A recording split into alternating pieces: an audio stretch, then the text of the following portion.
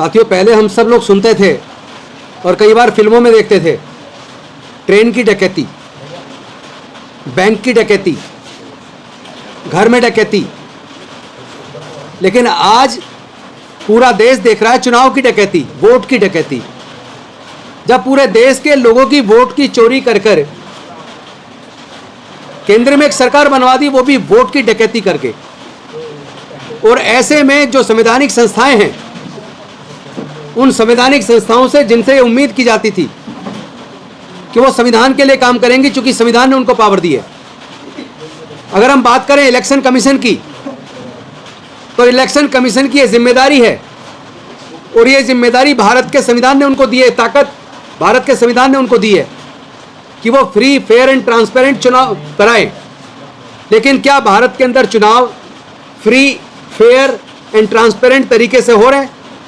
एक तरफ ईवीएम का घोटाला, सब जानते हैं ईवीएम की मशीन के अंदर जो माइक्रो कंट्रोलर चिप है, जो सोर्स कोड है वो किसके पास है, माइक्रो कंट्रोलर चिप में प्रोग्रामिंग कौन करता है, और उसके अंदर जो टाइमर लगा है, क्लॉक क्यों है, क्योंकि किस डेट में कितने बजे वोट की चोरी करनी है, ये तभी संभव है जब उसमें टाइम का क्लॉक लगा हो।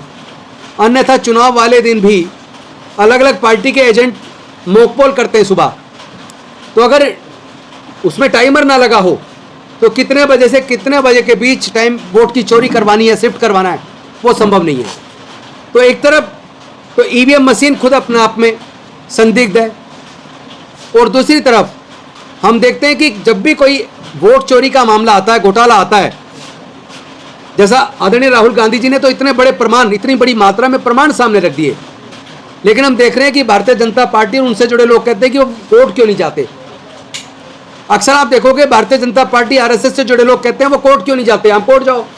तो मैं आपको कोर्ट का भी सच बता दूं, आपको याद होगा राजस्थान का भंवरी देवी वाला केस, जिस केस के अंदर सामूहिक बलात्कार हुआ था उनका, लेकिन कोर्ट ने मुलजिमों को यह कह के छोड़ दिया चूंकि मुलजिमान स्वर्ण जाति के हैं, और इसमें जो पीड़िता है वो अछूत समाज से है।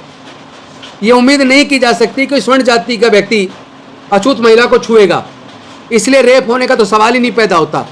यानी एक ऐसी जातिवादी मानसिकता का अगर जज है हाई कोर्ट के अंदर, तो उस जज से न्याय की उम्मीद क्या करें, और उन्होंने एक्यूज को बाइज्जत बरी कर दिया। और ये पुरानी बात है, लेकिन आज मैं लेटेस्ट बात बताता हूँ।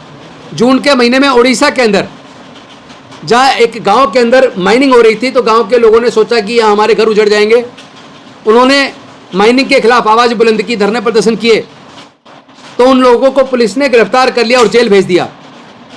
जैसा कि अक्सर शासन करता है, न्याय के लिए अगर कोई भी आवाज़ उठती है तो उसको कुचल देता है, झूठे मुकदमे बना के जेल में डालकर। तो जिनको जेल में डाला, जब वो कोर्ट गए, हाई कोर्ट ने जब उनको बेल का ऑर्डर किया, बेल ऑर्डर में ऐसी शर्त लगा दी कि मुलजिम 3 महीने तक सुबह 6 बजे से 9 बजे तक थाने के अंदर झाड़ू पोछा और साफ सफाई का काम करेगा, और फिनाइल देने का काम, झाड़ू पोछा देने का काम पुलिस करेगी। यानी जज भी जातिवादी मानसिकता से ग्रसित है और जमानत के तौर पर ऐसी शर्त लगा रहा है। तो जिस जज ने जातिवादी जजमेंट देता है या शर्त लगाता है, उससे न्याय की उम्मीद कैसे करें? शायद इसी वजह से, चूंकि आज सर्वोच्च न्यायालय, उच्च न्यायालय के अंदर काफ़ी बड़ी मात्रा में जातिवादी मानसिकता वाले, मनुवादी सोच वाले लोग जज बन गए। मैं सारे जजों को नहीं कहूँगा, बहुत सारे जज बहुत ईमानदारी से, बहुत अच्छे से संविधान के तरीके से, कानून से चलते हैं, कानून से काम करते हैं, निष्पक्ष जजमेंट देते हैं। लेकिन काफ़ी मात्रा ऐसे जजों की भी है जो कहीं ना कहीं मनुवादी सोच की वजह से, जातिवादी सोच की वजह से उनके निर्णयों में भी न्याय नज़र नहीं आता। शायद इसी वजह से भारतीय जनता पार्टी और उसके लोग बार बार कहते हैं आप कोर्ट क्यों नहीं जाते, क्योंकि हमें पता है कोर्ट जाने का मतलब है उस मामले का पूरी तरह लटक जाना, और उसमें फिर कोई निर्णय आने वाली बात नहीं है। और इसका प्रमाण भी है, प्रमाण दे के बताऊँगा। जब ओबीसी का रिजर्वेशन लागू हुआ था, मंडल कमीशन की सिफारिशें 7 अगस्त 1990 को लागू हुई थी, तो कुछ लोग कोर्ट गए, कोर्ट ने तुरंत जाते ही स्टे कर दिया। 2 साल में केस डिसाइड हुआ और 1 साल नोटिफिकेशन में लगा, यानी 3 साल लगे ओबीसी को रिजर्वेशन देने में। लेकिन जब ईडब्ल्यूएस को, जनरल कैटेगरी को देने की बात आई, तो 4 दिन के अंदर दे दिया। 1 दिन में कैबिनेट में पास, दूसरे दिन लोकसभा में पास, और तीसरे दिन राज्यसभा का टाइम बढ़ाकर राज्यसभा से पास, और चौथे दिन राष्ट्रपति की सिग्नेचर होकर नोटिफिकेशन भी होगा रात के रात ही, और 4 दिन के अंदर लागू हो गया। और जब कोर्ट गए तो कोर्ट ने उसको स्टे नहीं किया, ओबीसी के रिजर्वेशन को स्टे किया, लेकिन ईडब्ल्यूएस को नहीं किया। यानी इसीलिए बीजेपी के लोग अक्सर कहते हैं कि अगर आपको लगता है ईवीएम के अंदर गड़बड़ है, या आपको लगता है वोट की चोरी हो रही है, या आपको लगता है इलेक्शन कमीशन ऑफ इंडिया पक्षपात कर रहा है, तो आप कोर्ट जाइए। कोर्ट कहाँ जाएं? कौन से कोर्ट में जाएं? किस कोर्ट पे भरोसा करें? आज तो हमारा भरोसा ही टूटता दिख रहा है। ऐसे में मुझे याद आता है कि हमारे जो संविधान बचाओ संयुक्त मोर्चा, मिशन जय भीम और तमाम साथी जो ईवीएम को हटाने का एक आंदोलन हम लोगों ने पिछले साल 2024 में लोकसभा चुनाव से पहले चलाया था।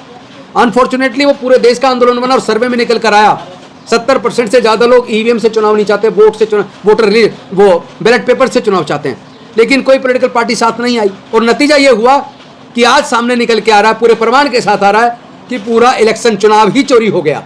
और चुनाव चोरी में खुद इलेक्शन कमीशन कहीं ना कहीं इन्वॉल्व नजर आता है, क्योंकि जब भी इस तरह की वीडियो आती है कि कोई व्यक्ति जो बीजेपी से जुड़ा है वो वोट डाल रहा है और साथ में वीडियो भी बना रहा है और वो बता रहा है मैंने 1 वोट फर्जी डाली, 2 डाली, 3 डाली, वीडियो चला के दिखा रहा है और उसके ऊपर इलेक्शन कमीशन की तरफ से कोई कार्रवाई दिखती नहीं है।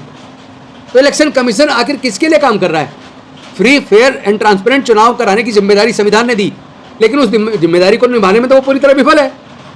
तो इलेक्शन कमीशन के इस व्यवहार से हम लोग दुखी हैं, क्योंकि जिस तरह 5 साल के अंदर पिछले लोकसभा चुनाव से इस लोकसभा चुनाव तक महाराष्ट्र के अंदर केवल लगभग 32 लाख नए वोट बने और फिर 5 महीने के अंदर लोकसभा चुनाव के बाद विधानसभा के चुनाव आते ही 5 महीने के अंदर करीब 1 करोड़ नए वोट बन गए।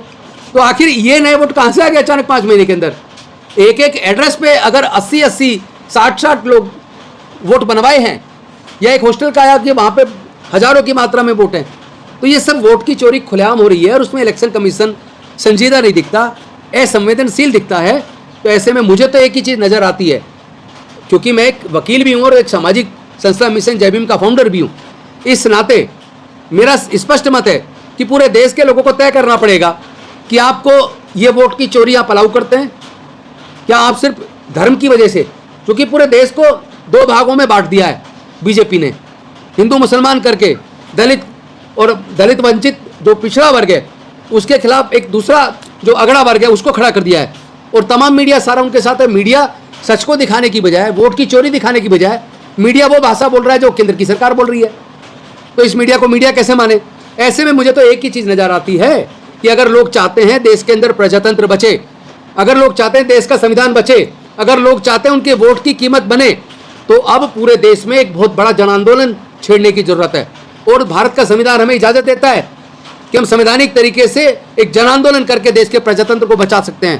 पहले भी भारत के लोगों ने जब जब मुसीबत आई है एकजुट होकर सरकार के खिलाफ बड़े जन आंदोलन छेड़े और देश के प्रजातंत्र को बचाने का काम किया है। बहुत जल्द हम भी सबसे बात करके एक डेट डिक्लेयर करेंगे और देश के प्रजातंत्र को बचाने के लिए, वोट की चोरी को रोकने के लिए हम पूरे देश के स्तर पर बहुत बड़ा जन आंदोलन छेड़ेंगे। और हम उम्मीद करते हैं जो लोग संविधान में भरोसा करते हैं, न्याय में भरोसा करते हैं, जो लोग चाहते हैं उनके वोट की रक्षा हो, चोरी ना हो, उन सब लोगों को पूरे देश में जाति धर्म से ऊपर उठकर इस जन आंदोलन में शरीक होकर अपने देश के संविधान को और लोकतंत्र को लोग बचाएंगे। हम ऐसी उम्मीद करते हैं। इन्हीं शब्दों के साथ मैं चाहूँगा अगर कोई सवाल करना चाहे तो कर सकता है।